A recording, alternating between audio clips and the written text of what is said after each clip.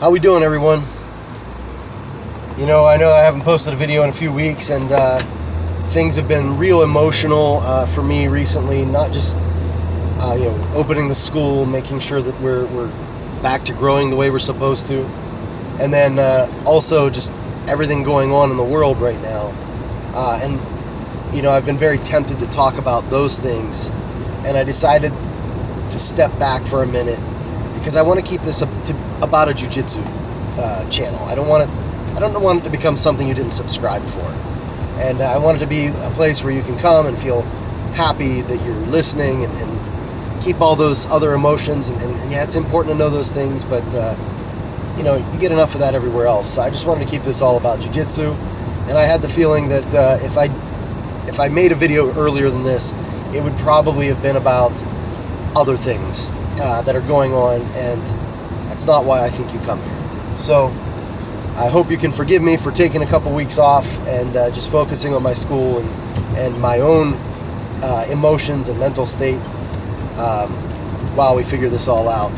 But today, I'm going to talk about going back to training. Guys, my name is Bill Jones. I'm the head instructor of top-level martial arts in beautiful downtown Cuyahoga Falls. You're watching Professor's Corner. I'm a black belt under Master Pedro Sauer. I don't think I said that. So listen, now that schools are starting to open back up, I'm watching the forums and everything, and I'm seeing some of the normal questions like, what can I do to get better, and those kinds of things, and the answers to those are always relatively the same. But this particular question I see a lot, and I don't think it's understood fully by a lot of people, and so it gets poor response, and I don't think it deserves that, and I'll explain to you what it is. I'm nervous about going back to training. I have no reason to be nervous, but I am. And I can relate to that. I've done martial arts since I was 5 years old. I've just turned 41 a week ago. So that's a long time, okay?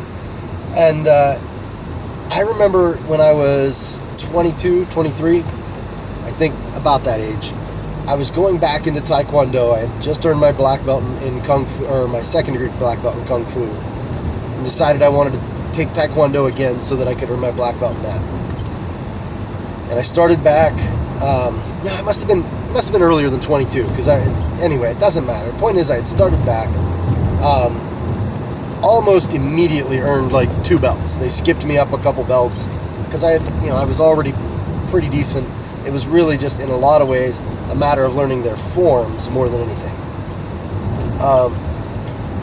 And then something happened at college, and I needed to take some time off, so I didn't go to class for about 2 months. And I remember it was getting time to go back, and I just never went back. And I didn't have a good reason not to. All I can tell you was I felt like people were going to be judging me because I had taken time off, and there were all these expectations. And literally the only reason I wanted to do it was just to say I finished my black belt in Taekwondo, which, by the way, to this day I still haven't done.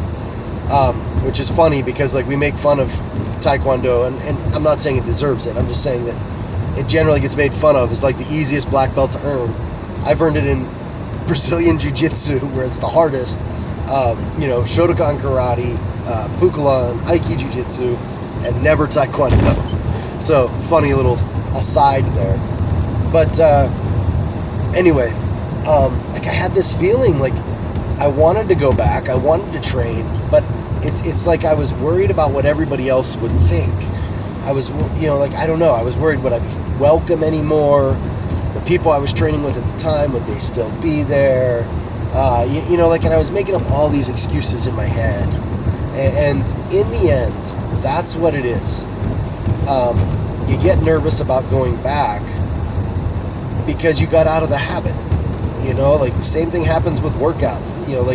Oh man, I used to be able to bench, 220. Now, man, I'm probably going to be benching 115. And the guys who see me there, they're going to know how I used to be, and they're going to see that I'm not as good and not as strong. So I'm not going to go back, or I'll go back to a different place so no one knows me.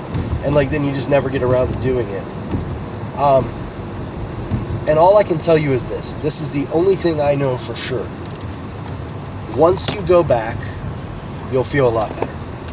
And what you're going to realize is all those fears, all that anxiety is in your head.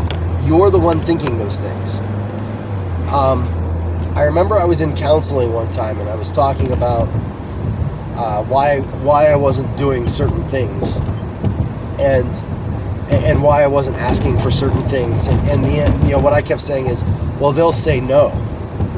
And the counselor said, how do you know they'll say no? Have you asked? And I'm like, no, I just know how they are, and they'll say no. And one of the best advice the counselor ever gave me was that you cannot put your emotions and your feelings into the body of another person. And when you do that, you're almost always going to be wrong. And, I'm not talking about like intuition. I'm talking about like people you know. You'd be shocked at the kind of wrong emotions you put in there, like you put in there for them. That you said that, not them. And it's really important to know that those are you, not them. And more than likely, when it comes time to go back to your school, whether it's Jiu-Jitsu or Taekwondo or Karate or whatever it is, your instructor's going to be happy to see you. Okay? Like, especially like at my school, for example, my students voluntarily kept paying for classes throughout all this so that they would have a place to go back to. And like, I'm elated to see every face that walks through the door. Not just because it's someone else I can train with or someone I can teach. They have literally essentially just taken money out of their pocket and said, here, take this.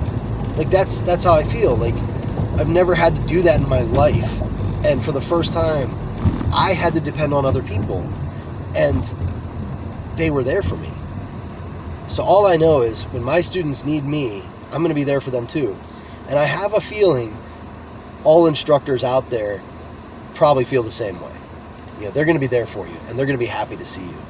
So listen, stop making excuses. Stop with the, I work too much. Stop with the, I've got to do this or that. Make the time. Go back. Figure it out. I'm not saying it has to be a priority over work or over kids or whatever, but it does need to be a big priority in your life if you want to get good at it anyway. At one point you had made that priority. It's time to renew that. And I think that you'll be better for it. Guys, my name is Bill Jones. You're watching Professor's Corner. Do me a favor, like and subscribe. Don't forget to do that. I think a lot of people watch and they don't think about it and they just keep going. The subscriptions and the likes, they really do help a lot, so I'd really appreciate it. All right, my friends, have a great one. Talk to you soon.